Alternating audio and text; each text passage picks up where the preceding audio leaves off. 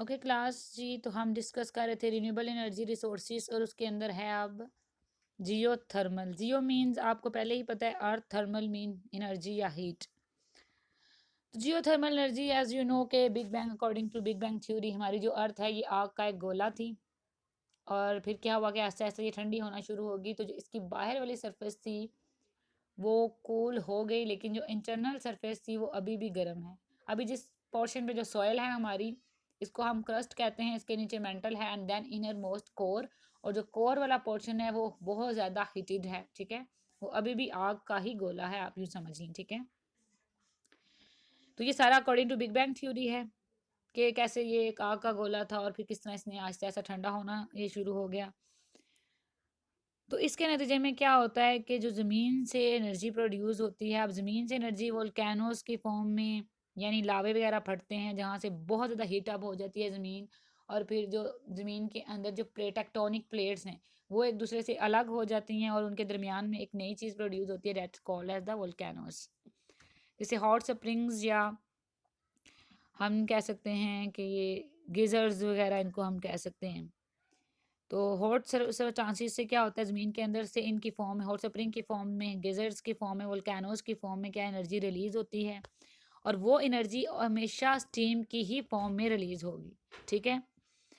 अब ये जो नेचुरल हीट है इसको हम ट्रैप कर लेंगे ज़मीन के अंदर ही, तो इसको ज़मीन के साथ इसको हम जियोथर्मल एनर्जी कहते हैं।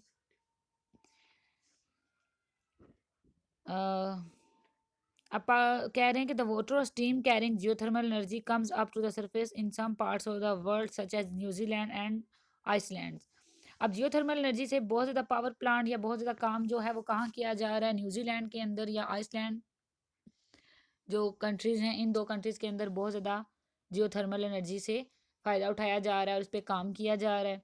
और पाकिस्तान के अंदर भी आपने देखा होगा कि सॉरी हमारे आज़ाद कश्मीर का ही पार्ट है कोटली वाली साइड, तत्ता पानी, तो वहाँ पर भी जो हॉट स्प्रिंग्स हैं वो कोई ऐसे ही नहीं आगे, बल्कि वहाँ पे हो सकता है कि जो कोर का पोर्शन है उसने अपनी हीट को मेंटल तक पहुँचा दिया हो, और फिर क्या हो कि वो हमारी क्रस्ट के, क्योंकि जो दरिया हैं वो नियर अबाउट द मेंटल होते हैं, तो वो जो तत्ता पानी पे है कि वो सुना है यही कि अब एक्सपीरियंस तो नहीं है कि वहाँ पे अगर आप एग रखते हैं तो वो बॉयल हो जाता है, या चावल किसी कपड़े में बांध के रख दें तो वो भी जो है उबल जाते हैं। तो ये तो सारी है बातें, लेकिन ये है कि ये हॉट स्प्रिंग्स की एग्जांपल भी आपके पास आ गई, और वल्केनोस की एग्जांपल तो आपको पता ही है कि लावे फटते रहते हैं, बाज़ दफ़ा समंदर के अंदर भी फट जाते हैं जब टेक्टोनिक प्लेट्स के अंदर मूवमेंट आती है। बार तो अर्थ को एक जब जल्जले आते हैं तो उसके बाद भी वोल्केनिक्स फटते हैं, क्योंकि तब भी टेक्टोनिक प्लेट्स के अंदर डिस्टर्बेंस आ जाती है। इसके अगर हम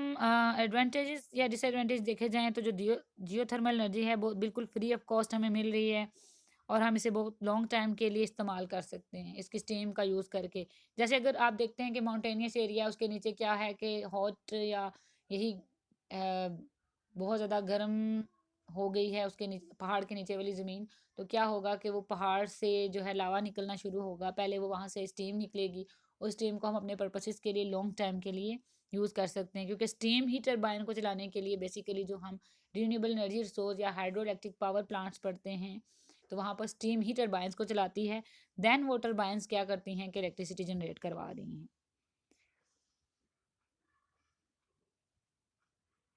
अब कह रहे हैं कि जो जियोथर्मल एनर्जी की साइड्स हैं वो कंज्यूमर से बहुत दूर होती हैं। एक नुकसान, अब इसका अगर डिसएडवांटेज हम देख लें कि ये करीबी एरियाज़ में नहीं होती, इनको फाइंड आउट करना पड़ता है हमें खुद। उसके अलावा इसमें ये भी है कि हार्मफुल में आ जाता है कि कुछ जो बोरॉन ऑक्साइड या ऑक्साइड सल्फर के, बोरॉन गैस या ऑक्साइड्स ऑफ सल्फर हैं, जाहिर सी बात है उस जो वो हीट आ रही है ज़मीन के अंदर से, उसके अंदर सिर्फ हमारे फ़ायदा हमें देने वाले इंग्रेडिएंट्स नहीं होंगे, बल्कि हमें नुकसान पहुंचाने वाले भी होंगे, जिसके अंदर बोरॉन आ जाती है या ऑक्साइड्स ऑफ सल्फर आ जाते हैं, जो रिलीज्ड होंगे इकट्ठे ही हॉट वाटर के साथ या स्टीम के साथ, और ये क्या करते हैं कि हमारी एयर को या हमारी अर्थ को पोल्यूटेड कर देते हैं। पोल्यूटेड है करते हैं, लेकिन जब उस वाटर को हम यूज़ कर रहे हैं, स्टीम को यूज़ कर रहे हैं, तो फिर क्या होता है उससे कि इनडायरेक्टली वो ह्यूमन पे भी इसका इम्पैक्ट पड़ जाता है।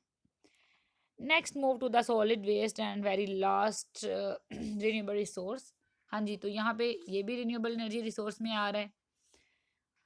हम क्या करते हैं कि हम हमारे जो सॉलिड वेस्ट हैं उसमें आपको पता है कि ट्रैश आ जाता है, घरों का कूड़ा करकट, paper, organic manure, plastic materials, cans, agriculture industrial waste वगैरह जो हैं ये हमारे सारे क्या आ जाते हैं, सॉलिड वेस्ट के अंदर आ जाते हैं। और हम इनको क्या करते हैं कि कहीं पर डंप कर देते हैं, गड्ढा खोद कर वहाँ उसको दबा देते हैं। ठीक है, उससे क्या होता है कि जो लीचिंग हो जाती है, यानी जो